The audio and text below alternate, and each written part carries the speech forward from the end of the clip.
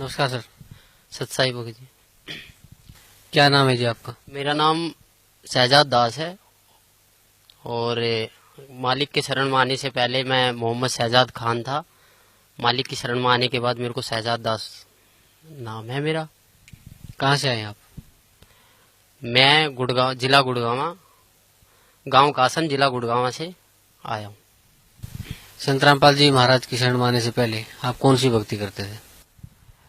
संत रामपाल जी महाराज की शरण में आने से पहले मैं एक मुसलमान समाज में से हूँ और मेरे को शुरू से ही हमारे जो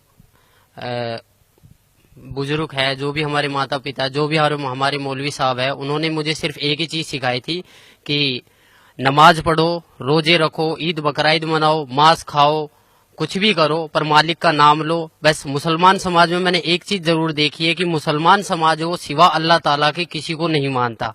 ये मैंने उन चीजों की देखा है। और इसके अलावा उन्होंने मेरे से कहा था कि एक तहज्जुद की नमाज होती है जो रात के 12 बजे पढ़ी जाती है, अगर उसको पढ़ लोगे तो जो तुम्हारा सबाब है, सबाब का मतलब जो फल है, वो दुगना हो जाता है। और सुबह 4 बजे की जो नमाज जिसे हम फजर की नमाज बोलते हैं, अगर पढ़ के अगर आप किसी काम के लिए चलते हो तो ये समझ लो वो काम तो आपका 100% होगा।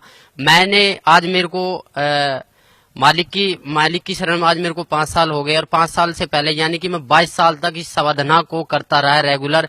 पर मेरे को 1% भी ऐसा नहीं लगा कि आज मैंने अपना फ्यूचर बना लिया हो या आज मैंने अपना कोई काम कर लिया हो या फिर मैं किसी चीज में परफेक्ट हुआ हूँ या किसी चीज में मैं सक्सेसफुल हुआ हूँ।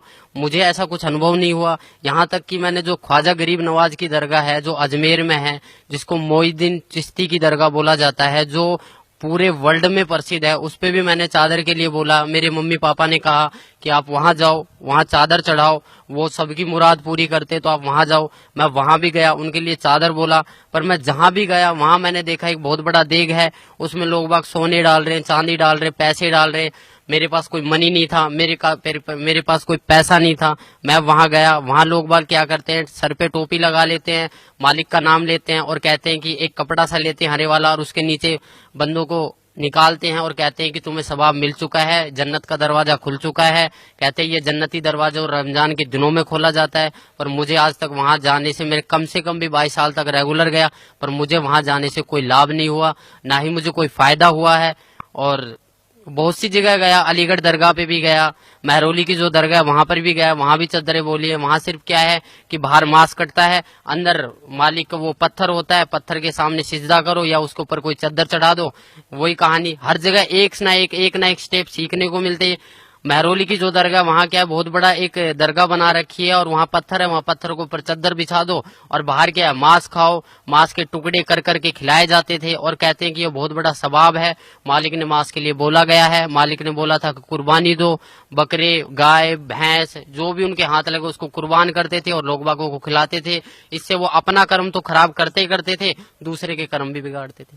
मुसलमान धर्म में जो मांस बनता है वो इस प्रकार बनता है जैसे कोई हरी सब्जी बना रहा हो, और मांस में भी कोई बकरा काट देता है, कोई मुर्गा काट देता है, कोई भैंस काट देता है, सब चल रहे हैं। और सबको बोला जाता था एक ही मटके में से, शराबी भी उसी मटके से पानी पी रहा है, कैंसर वाला भी उसी मटके से पानी पी रहा है, बच्चे भी उसी मटके से पानी पी रहे, बाप भी उसी मटके से पानी पी रहा है और कोई नमाजी आदमी भी है वो भी उसी मटके से पानी पी रहा है।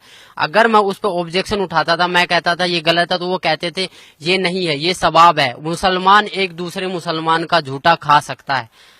इससे मैं बहुत इरेटर हो गया, मतलब इतना इरेटर हो गया कि मैं अपना मानसिक संतुलन खो बैठा था और मैं सोचा कि ये नहीं होगा। फिर मैंने अपने एक मौलवी साहब से बात करा कि क्या ये जो हम कर रहे हैं, हम जो चल रहे हैं, ये क्या सच है। उन्होंने कहा कि बहुत अच्छा है, आप एक काम करो, 40 दिन की जमात में जाइए। 40 दिन की जमात में तो नहीं गया, पर हाँ मैं 3 दिन की जमात में जरूर गया था। कादियान गया था, वहां से मैं कुछ बुकें लेकर आया था जो आज सदगुरु रामपाल जी महाराज के पास हैं। उन्होंने क्या बताया था, उन्होंने वहां भी क्या था, वहां मैंने देखा एक भेड़चाल, जो अगर कहीं भी ऐसा लगता है कि वहां आज खाना बनने वाला, तो वो नमाज को छोड़ के खाने के ऊपर पहले टूटते थे। वो भक्ति नहीं देखते थे, वो ये सोचते थे कि हमारा पेट भरे और हम सोए। नमाज कोई अहमियत नहीं रखती उन बंदों के लिए। नमाज थी एक नित्य नियम और नमाज से ऐसा मुझे कोई फायदा नहीं मिला। मेरे माँ बाप ने ये बोल दिया था कि तू जिंदगी में कभी अपना फ्यूचर नहीं बना पाएगा और सदा जिंदगी एक मजदूरी की तरह काम करता रहेगा। सर, संत रामपाल जी महाराज की शरण में कैसे आए आप? मुसलमानों में क्या कहा जाता है कि नहीं, हमें सीधा मुसलमान बना के भेजा है। बट मैं इस परंपरा को निभाता आया। तो एक दिन क्या हुआ कि मेरे को ऐसे ही मैं बैठा हुआ था, अपने पापा के हॉस्पिटल में बैठा हुआ था। मेरे फादर का हॉस्पिटल था खान हॉस्पिटल मानेसर के अंदर, गुड़गांव के अंदर, वहां बैठा हुआ था। तो मेरे को भक्ति सौदागरों का संदेश एक किताब मिली, उसे मैं धीरे धीरे पढ़ना स्टार्ट करा। मैंने पापा से पूछा, पापा ये पुस्तक कहाँ से आई? उन्होंने कहा कि मैंने डाक द्वारा ये बरवाला से मंगवाई है, आश्रम से मंगवाई है। तो मैंने वो धीरे धीरे पढ़ी। उसमें देखा मैंने जो कलाम पाक की एक हेडिंग लिख रही थी, जिसमें लिखा गया था कि वह अल्लाह ताला जिसने पानी की एक बूंद से आदमी और औरत को उत्पन्न किया और फिर इस पृथ्वी पर साहिबे नस्ल, किसी का बाप, किसी का दामाद, किसी का औरत बना के भेज दिया है, उस अल्लाह ताला के बारे में जिसने आसमान और जमीन जो इसके बीच दरमियान है उसको 6 दिन में बनाया और 7वें दिन तख्त पर जा विराजा, उसके बारे में किसी बाखबर से पूछ कर देखो। उन्होंने बताया था कि सूरत फुरकान 25 आयत 52 से 59 में ये लिख रहा है। तब मैंने इस चीज को गौर किया, मैंने इस चीज को नोट किया और कुरान शरीफ हिंदी में लेकर आया, उसको पढ़ा, उसमें देखा, सेम टू सेम वही कहानी निकली। मेरा दिमाग घूम गया। मैं सोचने लग गया कि ये ज्ञान और एक हिंदू समाज के आदमी के पास और इतने एक कलाम पाक का ज्ञान एक हिंदू समाज के आदमी के पास कैसे आया। मैंने फिर उसको और ज्यादा गहराई से पढ़ना स्टार्ट किया। मैं 2-2, 3-3 घंटे खाली पेट उसे पढ़ता रहा। धीरे धीरे मुझे ज्ञान हुआ। एक दिन मैंने निर्णय ले लिया कि मैं आज से जब भी दुकान खोलूंगा तो पूर्ण परमात्मा संत रामपाल जी महाराज का नाम लेके ही खोलूंगा। नया हॉस्पिटल था, मैंने स्टार्टिंग से ही दुकान पूर्ण परमात्मा संत रामपाल जी महाराज के नाम से खोलना स्टार्ट करा। और मैंने अंदर ही अंदर एक प्रेरणा बनाई कि मालिक, मैं इतना अभी अपने पैरों पर खड़ा नहीं हूँ। अगर मैं अपने पैरों पर खड़ा हो गया या मैं जो मेरे घर वाले मुझे बोलते हैं या मुझे ऐसा लगा कि मालिक अगर आप ही भगवान हो, आप ही ईश्वर हो, आप ही गॉड हो, तो मुझे कम से कम इतना ज्ञान दे दो ताकि मैं आपके पास आ सकूं। तो धीरे धीरे मैं जब दुकान खोलता तो दुकानों की प्रोग्रेस होने लगी। इतना प्रोग्रेस हुआ कि जब भी मैं धीरे एक बार आया, मैं गांव में पूछा मैंने कि यहाँ पर मेरे को जाना है एड्रेस पे। तो उन्होंने बताया कि एक हमारे मुरारी भगत जी थे, उन्होंने वहां का एड्रेस दिया कुछ होने। वहां पर मैं गया, वहां पर मालिक की तस्वीर देखी। मैं बोला मुझे यहाँ जाना था। जब तक मुझे नहीं पता था कि मालिक करोथा को छोड़ के बरवाला में आ चुके हैं। तो उन्होंने कहा था कि हम उस दिन जाएंगे 7वें महीने की 11 तारीख को। मैं यहाँ पर आया छोटे आश्रम बरवाड़ा पे, मैंने यहाँ नाम लिया। और नाम लेने के बाद जब मालिक से मैंने बताया कि मालिक मैं ऐसे ऐसे कष्टों से उभर कर आया हूँ, तो मालिक ने मेरे को बहुत प्यार करा और बोला बेटा करोड़ों के ऊपर तेरी मेहर हुई है और तू इस भक्ति पर डटा रह, इस भक्ति पर डटा रहा। अगर नियमों में रहा तो तू जिंदगी में वो चीज पा जाएगा जो तूने कभी कल्पना भी नहीं करी होगी। तो सर, संत रामपाल जी महाराज जो आपके पूज्य गुरुदेव हैं, उनसे नाम उपदेश लेने के बाद आपको क्या लाभ मिला? सबसे पहले नाम उपदेश लेने के बाद मैंने जो मेरा मनुष्य जन्म था वो सुधरा। मैंने मांस खाना छोड़ दिया। मैं उस मुसलमान समाज के प्रति जो एक सद्भावना थी, जो एक मैं खोज रहा था अल्लाह ताला को, जो मैं एक देखना चाहता कि अल्लाह ताला कौन था, उसके बारे में मुझे पता लगा। फिर मैंने यहाँ से जितने भी अपने मुसलमान भाई हैं, जितने भी अपने मुल्ला काजी, उनसे पूछा कि भैया ऐसे इस बात है। दुआ सलाम भी करता था, सारे काम करता था। वो 2-4 बार मेरी बातें सुनते थे। एक मैं मौलवी साहब से पूछने गया, वहाँ 4-5 उनके शिष्य बैठे थे। मैंने बोला जी अस्सलाम वालेकुम, उन्होंने कहा वालेकुम अस्सलाम।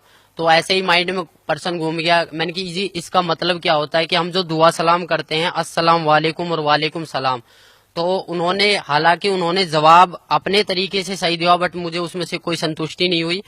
फिर मेरा दूसरा जो क्वेश्चन था, मैंने कि आप एक बात बताइए कि अल्लाह ताला, आप कहते हो कि अल्लाह ताला बेजून है, निराकार है, अल्लाह ताला दिखाई नहीं देता, अल्लाह ताला को पाने की कोई विधि? वो कहते हैं जी जकात निकालो। जकात का मतलब होता है कि अपना जो पैसा होता है उसको मालिक की राह में कुर्बान कर दो, मालिक की राह में दान कर दो। मैंने बोली जी कैसे दान करते हैं? बोला जी आप एक काम करो, जकात का मतलब होता है कि आप चावल में मांस बनवाइए और उसको गरीबों में बंटवाइए। तो मैंने वहां से ये ठान लिया कि मैंने सोचा कि जो ये बंदा बोल रहा है, मैं बोला जी इसका परिणाम जो है हमारी कुरान शरीफ में है। उन्होंने बोला जी कुरान शरीफ में नहीं है, हदीस में है। मैं बोला जो आसमानी किताबें उतरी है, हमारी कुरान शरीफ उतरी है, तौरेत उतरी है, इंजील उतरी है और जम्बूर उतरी है, इनके अलावा अगर आप मेरे को कोई और किताब दिखाओगे तो मैं कैसे मान लूंगा? बोला जो कुरान शरीफ है उसमें तो खाली अरबी भाषा है और जो हदीस है उसके मायने हदीस में है। मैं बोला फिर जो कुरान शरीफ हिंदी में निकल रही है उसका क्या अर्थ है? बोला वो किसी ने गलत चला दिया, उसमें कुछ मायनों का अर्थ कुछ गलत होता है। तो इसी प्रकार मुझे भटकाया गया, मैं बहुतों से मिला। इसके बाद जो भी मुझे संतुष्टि हुई सदगुरु रामपाल जी महाराज के चरणों में आने से हुई है। और इसके अलावा किसी भी मुसलमान पंथ या किसी भी मुसलमान प्रवक्ता के पास ऐसा कोई भी मार्ग नहीं है। मैं खुद एक मुसलमान होके आप सभी भाई बहनों को ये बताना चाहता हूँ कि जितना भी मैंने नमाज पढ़े, मुझे पता है नमाज में क्या पढ़े, नियत बांधते हैं उस अल्लाह ताला के बारे में, फिर बोलते हैं सना सुबहानक अल्लाहुम्मा व बिहम्दिका व तबारक अस्मुका। इसकी हिंदी निकाल के देखो, आप इसकी हिंदी निकाल के देखो, उसमें आपको कहीं भी नजर नहीं आएगा कि आप किसी परमात्मा की प्रार्थना कर रहे हो, क्योंकि ये प्रार्थना है ही नहीं, आप तो आदेश दे रहे हो। मैंने एक हिंदी निकाल के देखा, अल्हम्दुलिल्लाहि रब्बिल आलमीन अर्रहमानि रहीम मालिक यौमिद्दीन इय्याका नअबुदु व इय्याका नस्तईन इहदिनस सिरातल मुस्तकीम सिरातल लजीना अनअमता अलैहिम गैरुल मगदूबी अलैहिम वनद्वालिन आमीन। ये प्रार्थना हम शुरू में पढ़ते थे, बट इसका कोई मतलब ही नहीं निकला। क्यों नहीं निकला? क्योंकि इसमें कोई प्रार्थना की चीज है ही नहीं। हम तो आदेश दे रहे हैं कि ए पैगंबर तू वहां जा, तू फलानी जगह कर, तू ये काम कर, तू ये काम कर, ये तो हम एडवाइस कर रहे हैं। पर हम प्रार्थना, हमें एक प्रार्थना करनी है, हमें नमाज का मतलब समझना है। नमाज चीज क्या है? नमाज का मतलब जो है परमात्मा बताते हैं कि नमाज का मतलब होता है कि अरदास लगाना, अपनी प्रार्थना लगाना, नित्य नियम करना। हमें 5 टाइम की नमाज दी है, फजर, जोहर, असर, मगरिब, ये 5 टाइम की जो नमाज दी है। पर आज लग हमने नमाज कौन सी सच्चे दिल से पढ़ी? कहीं भी हमें इस फजर की नमाज में जकात अलग हो जाती है, सुन्नत अलग हो जाती है, रकात अलग हो जाती है, कुछ भी अलग हो जाता है, पर परमात्मा तो एक है। हम पैदा होते हैं तब हम हिंदू होते हैं, और जब हमारी मुसलमानी कर दी जाती है फिर हम मुसलमान बन जाते हैं। ऐसा क्यों? अगर मालिक मुसलमान ही बनाना था तो वो जो मुसलमानी होती है वो ऊपर से ही क्यों नहीं बना के भेजी? इसका कोई जवाब है? किसी भी मुल्ला जी के पास इसका कोई जवाब नहीं है। ना ही हमारे मोहम्मद साहब ने कभी मांस को छुआ था। मोहम्मद साहब के 1,80,000 शिष्य हो गए थे, ना ही उन्होंने कभी मांस को छुआ और ना ही उन्होंने कभी बोला कि तुम मांस को खाओ। कभी भी किसी ने बोला नहीं है। मेरी सभी मुसलमान भाइयों, पूरे हिंदुस्तान, पूरे वर्ल्ड के मुसलमान भाइयों से प्रार्थना है कि मांस खाना, ये समझ लो हम अपने बेटे की कुर्बानी दे रहे हैं, हम अपने बेटे के मांस को खा रहे। एक मांस दूसरे मांस को खा रहा है, इससे बड़ा राक्षस और होगा कौन? इसके अलावा आप खुद समझदार हो, आपके पास हमारे पूर्वज अशिक्षित थे। मेरी आप लोगों से प्रार्थना है कि आप मुसलमान हो के एक मुसल्ले ईमान बनो। मुसलमान का अर्थ होता है कि मुसल्ले ईमान, जो अपने ईमान पर रहे। पर हमारा ईमान कहाँ है? हमारा ईमान तो कुछ है ही नहीं। आज हम मांस खाते हैं, मांस खा के फिर झूठ बोलते हैं, फिर तंबाकू खा लेते हैं। पहले क्या था? पहले मुसलमान समाज में मुसलमान बंदे के ऊपर अगर दारू एक ऐसी चीज थी, अगर दारू गिर जाती थी तो वहां से उस शरीर के अंग को काट दिया जाता। पर आज पीते हैं, मस्जिद में दारू लेके चले जाते हैं, कुर्बानियां करते हैं, बकरे को काट देते हैं। बकराईद वाले दिन आपने खुद देखा होगा, साल में 2 त्योहार आते हैं, एक ईद और एक बकराईद। बकराईद वाले दिन ऐसा क्या करा था जो बकरे काट दिए जाते हैं? हजारों की संख्या में, यानी कि करोड़ों की संख्या में बकरे मारे जाते। क्या इनका पाप नहीं लगता? क्या वो मालिक से अरदास नहीं करते हैं कि हमारा एक पाप लगा है, हमें ऐसी योनि में क्यों डाला गया जो हमें कोई भी बंदा देखता वो काट के पटक देता, फिर हमारा मांस खाता है? मैं आप लोग सभी से ये प्रार्थना करता हूं कि अपना जीवन सफल बनाए। मनुष्य जीवन एक अनमोल है, इसको व्यर्थ ना करे। मुसलमान समाज जो है वो बहुत पाक समाज है। वो पाक इसलिए है क्योंकि वो सिवाय अल्लाह ताला के किसी को मानता नहीं है। पर आजकल का जो मुसलमान समाज है वो मुल्ला काजियों ने बहकाया जा रहा है, क्योंकि हम ख्वाजा गरीब नवाज की दरगाह पे जाते हैं, क्या करते हैं? हम पत्थरों के सामने पूजा करते हैं, फिर कहते हैं कि हम पत्थरों की पूजा नहीं करते। फिर कैसे पत्थरों की पूजा करते हैं? अगर आपने सिजदा कर दिया, उसको पूज लिया, सिजदा करना एक पूज लिया सिवाय अल्लाह ताला के, फिर कहते हैं कि सिवाय अल्लाह ताला के किसी का आगे सिजदा नहीं करते। फिर ख्वाजा गरीब नवाज की दरगाह, सैयद, पीर, जितने भी ये महरौली की दरगाह, अलीगढ़ की दरगाह, यहाँ पर होता क्या है? क्या होता है यहाँ पर? क्या वो बंदा है? क्या वो पीर पैगंबर है? नहीं। उन्होंने ये कहा था कि हम भगवान नहीं है, हम अल्लाह नहीं है, हम उस अल्लाह ताला के बारे में सोचो। मेरी सभी मुसलमान भाई बहनों से अनुरोध है, मैं प्रार्थना करता हूँ कि मैं अपने परिवार से भी ये प्रार्थना करता हूँ कि उस अल्लाह ताला के बारे में जानिए जो कुरान शरीफ में लिख रहा है। कुरान शरीफ में लिख रहा है कि फला तुतिल काफिरन जाहिदुम बिही जिहादन कबीरन, कि वह अल्लाह ताला कबीर है और उस कबीर के लिए इस कुरान शरीफ की दलीलों से तू जिहाद कर, लड़ाई मत कर। जैसे मैं आज आपके सामने कह रहा हूँ, मुझे मजबूरन बस आप लोगों के सामने आना पड़ रहा है, क्योंकि ये काल एक ऐसी जाल है जिसको आप निराकार मानते हो। जिब्राइल अलैहिस्सलाम फरिश्ता जो कुरान शरीफ की आयतों को लेके मोहम्मद साहब के पास आया था, उस टाइम मोहम्मद साहब ने कहा था कि मैं अनपढ़ हूँ, मुझे पढ़ना नहीं आता, फिर भी उसने 3 बार जबरदस्ती उनका गला घोट कर उनके ऊपर उनके अंदर शक्ति डालकर पढ़वाया कि जा नीचे जा, उसको बोल कि मेरा ईमान फैलाए, ईमान फैलाए। वो ईमान इतना तगड़ा फैलाया कि आज लग उस ईमान से हम निकल नहीं पाए हैं। मेरी आप लोगों से रिक्वेस्ट है, जितने भी मेरे पूरे वर्ल्ड के मुसलमान भाइयों, अगर मेरे से कोई गलती होती है या अगर मेरे को बताने में कोई गलती हो रही है, अगर आप इस चीज का ज्ञान रखते हो कि नहीं मैं गलत बोल रहा हूँ, तो आप सतगुरु रामपाल जी महाराज बरवाड़ा में आइए और अपने विचार प्रकट कीजिए। अगर हमसे कोई गलती हुई, अगर हमें लगा कि आपका मुसलमान समाज ठीक है तो हम मुसलमान बनने के लिए तैयार हैं। अगर हमें लगा कि आपका मुसलमान समाज गलत है तो आप अपने अहंकार, अपने घमंड और अपनी ये ईर्ष्या को छोड़कर आइए और अपना कल्याण करवाइए। मेरे पापा बीमार हो गए थे, इतना सीरियस हो गए थे, वो मांस खाते थे, दारू पीते थे, बीड़ी पीते थे, सिगरेट पीते थे। डॉक्टरों ने बोला फेफड़ा खराब हो गया, दिल 20% काम करने लग गया है। उनको मैंने समझाया कि उस खुदा को याद कर, आज तेरा वो खुदा कहाँ है। वो जुम्मे की नमाज भी पढ़ते थे, ईद बकराईद को भी पढ़ते थे, मीट भी खाते थे। क्या उनकी भक्ति इतनी नाजिल नहीं थी? क्या उनकी भक्ति इतनी भी नहीं थी कि वो अपने आप को जीवित कर सके? उन्होंने तो बहुत वो करा था। तो वही बात था, उनको मैंने बोला कि उस खुदा को याद कर। उन्होंने रो के गिड़गिड़ा के बेड पे पड़े पड़े मालिक को याद किया था, बंदी छोड़ पूर्ण परमात्मा संत रामपाल जी महाराज को याद किया था कि मैं जन्मजात नाम ले लूंगा, मुझे इस बीमारी से छुड़वाओ। मेरे पूरे घर वालों ने ये कह दिया था कि ये मरेगा, यहाँ तक कि रिश्तेदारियों ने बोल दिया था कि इसके बचने की कोई उम्मीद नहीं है। फिर भी मैंने मालिक से उसके लिए प्रार्थना करी। मालिक ने बोला बेटा ठीक हो जाएगा, वो ठीक हो गया। नाम के लिए बोला बट वो आज नाम से मुकर गया है। परमात्मा की शब्द में इतनी शक्ति है कि आपने बगैर नाम लिए आप ठीक हो चुके हो। अगर आप अब भी नहीं पिछाड़ोगे फिर कब पिछाड़ोगे? सर भी आप बता रहे थे कि अल्लाह ताला की शरण में जाना चाहिए, उसको पहचानना चाहिए, उसको जानना चाहिए। तो किसे मानते हैं आप अल्लाह ताला? देखो, आज से जब मैंने नाम पहले लिया था तो मैं तो कभी जानता भी नहीं था कि अल्लाह ताला कौन है। मैंने बहुत से मुसलमान काजियों, यहाँ कि मैंने मम्मी पापा से भी पूछा कि वह कोई ना कोई तो ऐसी शक्ति होगी ना जो पूरे ब्रह्मांड को चला रही है, पूरे समाज को चला रही है, जिसने एक पानी की बूंद से एक आदमी को उत्पन्न कर दिया, एक औरत को उत्पन्न कर दिया। फिर मैंने सुना था आदम और हव्वा के बारे में, बोला कि परमेश्वर अल्लाह ताला ने आदम बनाया, फिर उसकी हड्डी से एक हव्वा बनाया, उससे संसार चला। पर आदम को अगर अल्लाह ताला ने बनाया तो अल्लाह ताला भी तो होगा ना कोई। तो उन्होंने ये कहा कि आप कुरान शरीफ को पढ़ो। मैंने तहे दिल से मालिक की शरण में आने के बाद तहे दिल से 3 बार कलाम पाक को पढ़ा है। वहां पर मुझे एक एक चीज के अरब का पता लगा। उसमें एक सूरत आती है औज़ु बिल्लाहि मिनश शैतानिर रजीम बिस्मिल्लाहिर रहमानिर रहीम, कि शुरू करता हूँ अल्लाह ताला के नाम से जो सबसे बड़ा है और अपने बंदे के गुनाहों को माफ करने वाला है। हमारा जो मैटर है वो ये है कि हमने एक सूरत फुरकानी 25-52 से 59 तक में पढ़ा था कि फला तूतिल काफिरन जाहिदुम बिही जिहादन कबीरन। इसमें कबीर परमात्मा को जो बड़ा बोला गया है। मैंने बहुतों मुसलमान काजियों से पूछा कि कबीर का अर्थ क्या है, कि कबीरा गुनाह है। कौन सा गुनाह है?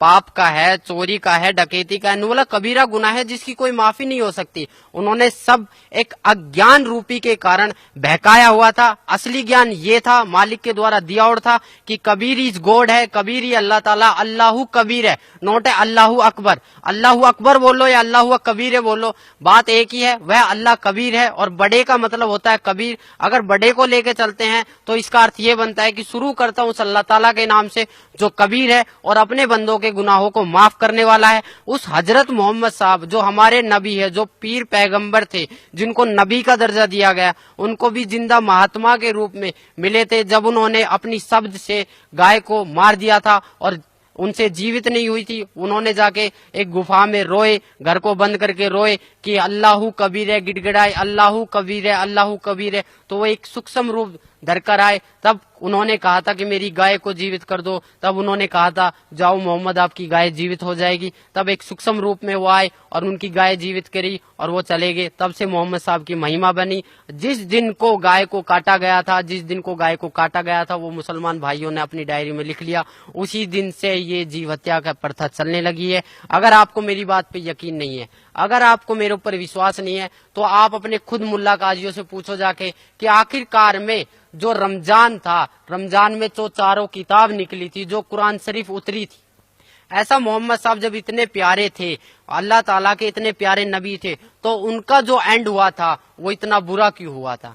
अगर आपको मेरी बात पे यकीन नहीं है तो आप मौलवी साहबों से जाके पूछो, उनको खंगालो, उनको देखो वो कितने जानते हैं। अगर आपको तब भी प्रश्न का उत्तर ना मिले तो आप यहाँ पर आइए, बरवाड़ा सत्संग में आइए, सुनिए, मालिक से विचार कीजिए, यहाँ पर ज्ञान लीजिए। अगर आपको फिर भी विचार का, यहाँ पर आपको सारे प्रश्नों के उत्तर दिए जाएंगे, यहाँ पर आपको एक संतुष्टि करी जाएगी चारों ओर से। हम सिर्फ एक आत्मा है, हम सिर्फ एक मानव है, हमारा धर्म जो मानव है, हमारा हिंदू मुसलमान सिख ईसाई से कोई लेना देना नहीं है। अगर इस जाति प्रथा को आप सदा जिंदगी चलाते रहोगे तो कभी भी आप अल्लाह ताला की प्राप्ति नहीं कर पाओगे। नमाज, रोजा बंक नमाज दहीरे बिस्मिल की नहीं बात करे, ये मालिक की वाणी है।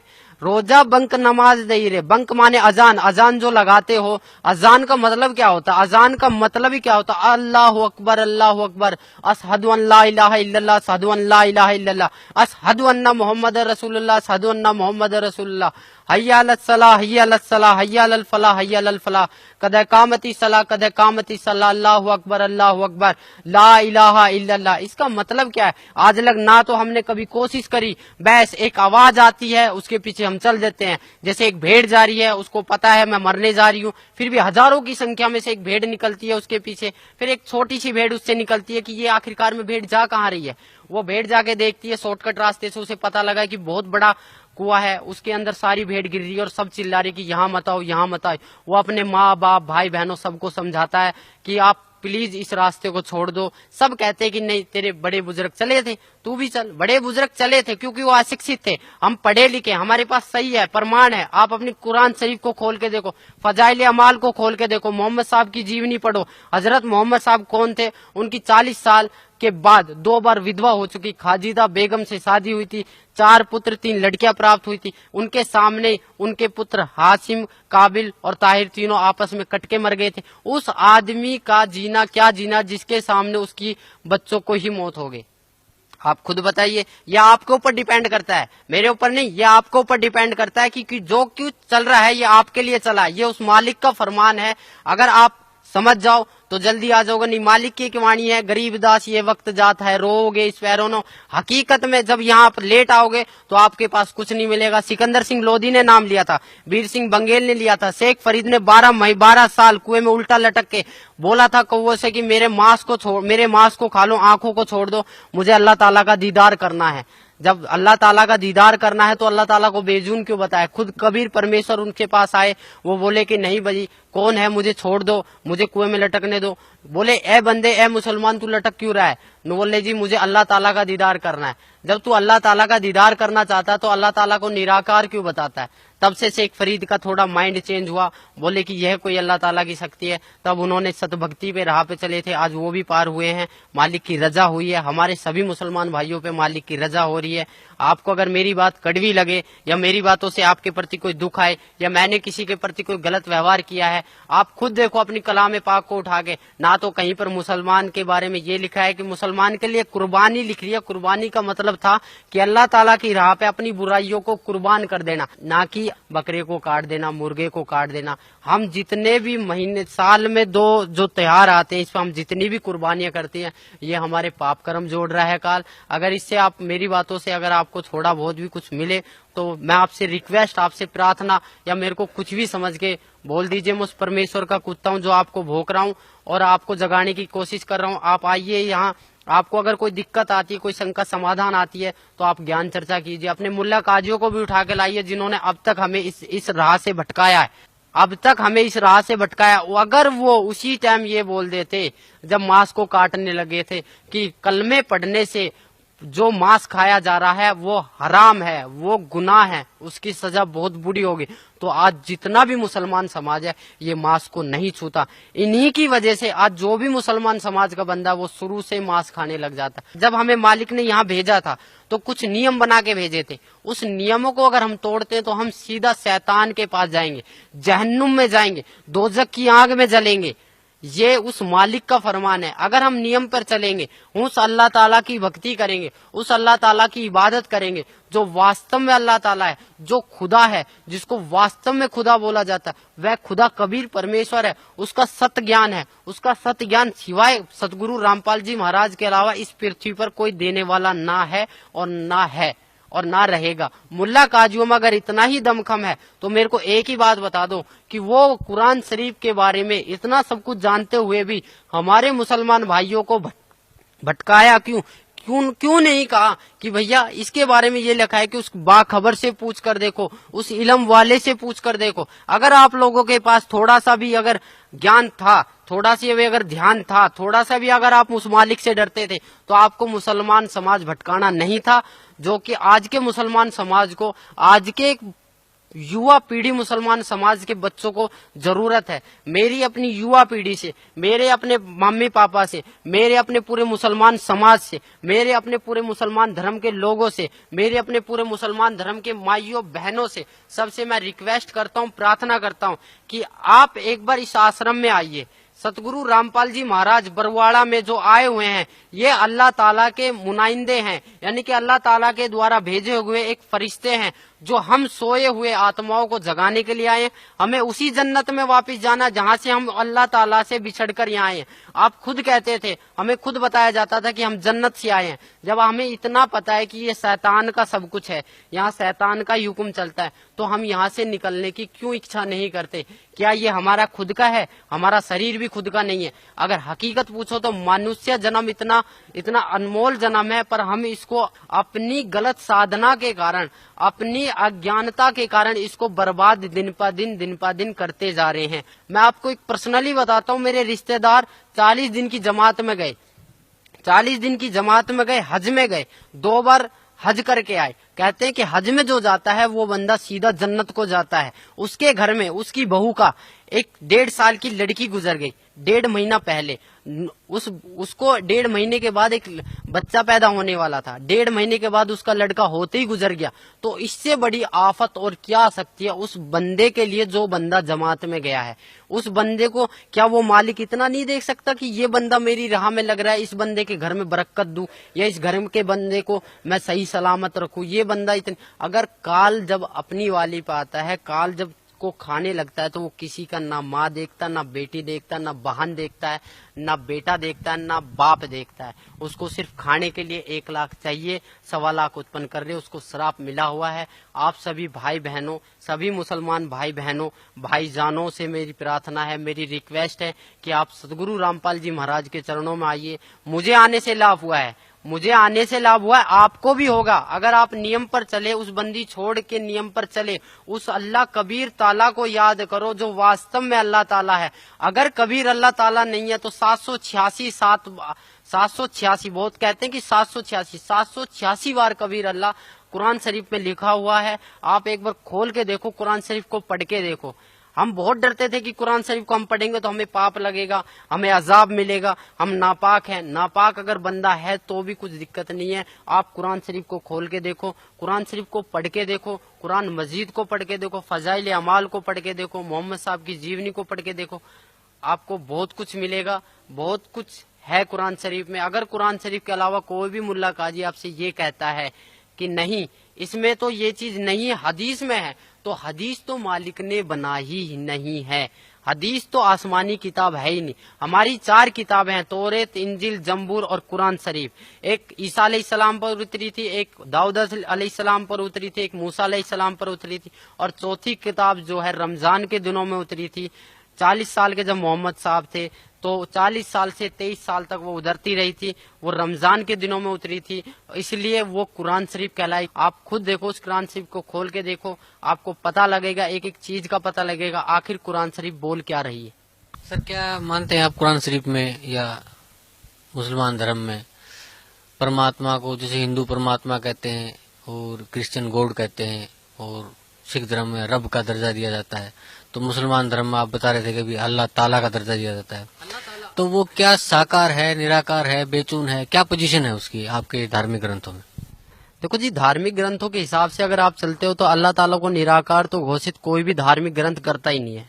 अल्लाह ताला साकार है, ना तो वह बेजून है ना निराकार है। बहुत से कहते हैं अल्लाह ताला कण कण में समाया हुआ है, ये बात मैं मानता हूँ, अल्लाह ताला कण कण में समाया, बट अल्लाह ताला साकार है। जब हमारी कुरान शरीफ में लिख रहा है कि उसने 6 दिन में सृष्टि की रचना करी और 7वें दिन सकत पर जा विराजा, विराजने का मतलब बैठा है, वो कोई भगवान है, वो कोई शक्ति है, उसके बारे में, उस अल्लाह ताला के बारे में किसी बाखबर से पूछ कर देखो। बाखबर का मतलब होता है तत्वदर्शी संत, उस तत्वदर्शी संत से पूछ कर देखो। और तत्वदर्शी संत कौन है, कैसे है, उसके बारे में आपको ज्ञान मिलेगा। एक हमारी बुक चल रही है ज्ञान गंगा, उसको पढ़िए, आपको बहुत लाभ मिलेगा। अपनी कुरान शरीफ को खोल के देखिए। आप जब तक कुरान शरीफ को नहीं खोल के देखोगे, आप निराकार ही साबित करते रहोगे, परमात्मा साकार है। कबीर अल्लाह है, अल्लाह ताला कबीर है, उसका नाम कबीर है, वह 7वें आसमान पर बैठा हुआ है, वह जन्नत में है, उसका नाम कबीर है और उसी की हम प्यारी आत्माएं हैं, पूरा वर्ल्ड उसी की आत्माएं हैं। हमें यहाँ से सीधा अपने मालिक के पास जाना है, ना कि शैतान के पास। अगर आपको मेरी बात पे यकीन नहीं है तो आप मौलवी साहबों से जाके पूछो, उनको खंगालो, उनको देखो वो कितने जानते हैं। अगर आपको तब भी प्रश्न का उत्तर ना मिले तो आप यहाँ पर आइए, बरवाड़ा सत्संग में आइए, सुनिए, मालिक से विचार कीजिए, यहाँ पर ज्ञान लीजिए। अगर आपको फिर भी विचार का, यहाँ पर आपको सारे प्रश्नों के उत्तर दिए जाएंगे, यहाँ पर आपको एक संतुष्टि करी जाएगी चारों ओर से। हम सिर्फ एक आत्मा है, हम सिर्फ एक मानव है, हमारा धर्म जो मानव है, हमारा हिंदू मुसलमान सिख ईसाई से कोई लेना देना नहीं है। अगर इस जाति प्रथा को आप सदा जिंदगी चलाते रहोगे तो कभी भी आप अल्लाह ताला की प्राप्ति नहीं कर पाओगे। जो क्यों चल रहा है ये आपके लिए चला है, ये उस मालिक का फरमान है। अगर आप समझ जाओ तो जल्दी आ जाओगे, नहीं मालिक की वाणी है, गरीब दास ये वक्त जाता है, रोओगे इस पैरों। हकीकत में जब यहाँ पर लेट आओगे तो आपके पास कुछ नहीं मिलेगा। सिकंदर लोधी ने नाम लिया था, वीर सिंह बंगेल ने लिया था, शेख फरीद ने 12 साल कुएं में उल्टा लटक के बोला था कौवों से कि मेरे मांस को खा लो, आंखों को छोड़ दो, मुझे अल्लाह ताला का दीदार करना है। जब अल्लाह ताला का दीदार करना है तो अल्लाह ताला को बेजून क्यों बताया? खुद कबीर परमेश्वर उनके पास आए, वो बोले कि नहीं भाई कौन है, मुझे छोड़ दो, मुझे कुएं में लटकने दो। बोले ए बंदे, ए मुसलमान, तू लटक क्यों रहा है? न बोले जी मुझे अल्लाह ताला का दीदार करना है। जब तू अल्लाह ताला का दीदार करना चाहता है तो अल्लाह ताला को निराकार क्यों बताता है? तब से शेख फरीद का थोड़ा माइंड चेंज हुआ, बोले कि यह कोई अल्लाह ताला की शक्ति है। तब उन्होंने सतभक्ति पे राह पे चले थे, आज वो भी पार हुए हैं, मालिक की रजा हुई है। हमारे सभी मुसलमान भाइयों पे मालिक की रजा हो रही है। आपको अगर मेरी बात कड़वी लगे या मेरी बातों से आपके प्रति कोई दुख आए या मैंने किसी के प्रति कोई गलत व्यवहार किया है, आप खुद देखो अपनी कलाम पाक को उठा के, ना तो कहीं पर मुसलमान के बारे में ये लिखा है कि मुसलमान के लिए कुर्बानी लिख रही है। कुर्बानी का मतलब था कि अल्लाह ताला की राह पे अपनी बुराइयों को कुर्बान कर देना, ना कि बकरे को काट देना, मुर्गे को काट देना। हम जितने भी महीने, साल में 2 जो त्योहार आते हैं, इसमें हम जितनी भी कुर्बानियां करते हैं, ये हमारे पाप कर्म जोड़ रहा है काल। अगर इससे आप मेरी बातों से अगर आपको थोड़ा बहुत भी कुछ मिले तो मैं आपसे रिक्वेस्ट, आपसे प्रार्थना, या मेरे को कुछ भी समझ के बोल दीजिए, मैं उस परमेश्वर का कुत्ता हूँ जो आपको भोंक रहा हूँ और आपको जगाने की कोशिश कर रहा हूँ। आप आइए यहाँ, आपको अगर कोई दिक्कत आती है, कोई शंका समाधान आती है तो आप ज्ञान चर्चा कीजिए। अपने मुल्ला काजियों को भी उठा के लाइए जिन्होंने अब तक हमें इस राह से भटकाया है। सर अभी आप बता रहे थे कि न हम हिंदू हैं, न मुसलमान हैं, न सिख हैं, न ईसाई हैं, हम सिर्फ एक आत्मा हैं। तो आत्मा की मुक्ति कैसे संभव हो सकती है? आत्मा की मुक्ति सतभक्ति से ही संभव हो सकती है।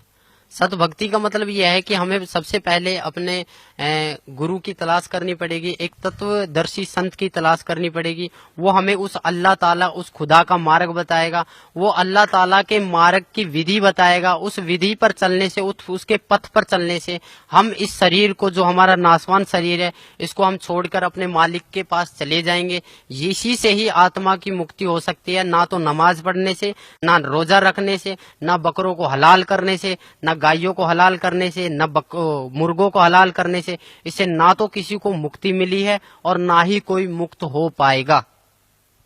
तो सर इस जहान में कौन है वो तत्वदर्शी संत जो हमें मुक्ति प्रदान कर सकता है? इस पृथ्वी पर एक सतगुरु रामपाल जी महाराज जी हैं, जो हमें, वो अल्लाह ताला के नुमाइंदे हैं, वो अल्लाह ताला के फरिश्ते हैं, वो अल्लाह ताला के भेजे हुए एक पैगंबर हैं। अगर आप उनके पास आके नाम दीक्षा, जो भी वो अल्लाह ताला की विधि आपको बताए, उसको अगर आप अपने सच्चे मन से एक तड़प के साथ, जिस प्रकार आप एक नमाज को तड़प के साथ, जिस प्रकार आप रोजे को तड़प के साथ करते हो, उसी प्रकार आप इस विधि को भी तड़प के साथ अगर कर लो तो आप 100%, 101% आप पार हो जाओगे और उस जन्नत में चले जाओगे जहां वास्तव में ही खुदा है, जहां वास्तव में ही अल्लाह ताला है, जो साकार बैठा है, जो हमारे लिए बहुत रोते हैं, जो जिनसे हम बिछड़ के बहुत दुखी हुए हैं। इस संसार में ऐसा कोई सा भी मनुष्य नहीं है जिसके ऊपर दुखों का आप पहाड़ नहीं पड़ा है। अगर वो दुखों का निवारण और इस संसार, इस काल के जाल से छूटना चाहता है, इस शैतान के जाल से, तो वो सतगुरु रामपाल जी महाराज की शरण में आए। यही वो खुदा है, यही वो गॉड है, यही वो ईश्वर है, यही वो भगवान है, यही वो अल्लाह ताला है, यही वो अल्लाह ताला है, यही वो खुदा है जो आपको इस काल के जाल से मुक्त करवा सकते हैं। अन्यथा इस पृथ्वी पर ना तो किसी मुसलमान के प्रवक्ता के बस की है, ना किसी नमाज के पढ़ने से होगा, ना रोजे रखने से होगा, ना ही आपको कुरान ईद और बकरा ईद मनाने से होगा, ना ही आपको मांस काटने से होगा। सबसे पहले आप आइए और मांस को छोड़ने की कष्ट कीजिए, क्योंकि हम जितनी जीव हत्या करेंगे उतना ही हमारा पाप कर्म बढ़ता ही चला जाएगा। ये कुरान शरीफ में भी लिख रहा है कि मनुष्य अपने जीव के स्वाद के लिए इस कर्म को कर रहा है, अन्यथा कोई कर्म नहीं है। ना ही तो कहीं मुसलमान वो कुरान शरीफ में लिख रहा है, ना ही कहीं फजाइल अमाल में लिख रहा है।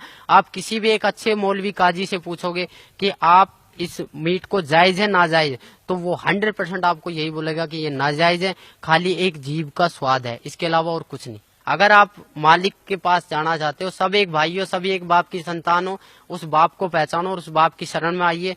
और इसके अलावा आप लोगों से क्या कहूँ, आप सब समझदार हो, मेरे से ज्यादा आप पढ़े लिखे हो, मेरे से ज्यादा आप जानकारी रखते हो। जितने भी मुल्ला काजी, जितने भी काजी साहब, जितने भी मुसलमान भाई मेरे सब चीजों को सुन रहे हैं, मेरी आवाज आप तक कानों तक जा रही है, तो प्लीज मेरी आपसे अरदास है, मेरी एक रिक्वेस्ट है, मेरी एक प्रार्थना है कि कम से कम आप उस कुरान शरीफ को खोल के देखो जो आपने 20-25 साल से वो कुरान शरीफ खोल के नहीं देखी। जब तक आप उस कुरान शरीफ को खोल के नहीं देखोगे, तब तक इस ज्ञान को पाना, उस अल्लाह ताला को पाना आपके लिए इम्पॉसिबल नहीं, बड़ा कठिन सवाल हो जाएगा। आज तक हमें खुद नहीं पता कि वो अल्लाह ताला कौन है, और हम अपने बच्चों को क्या बताएंगे कि वो अल्लाह ताला कौन है। जी धन्यवाद भाई साहब।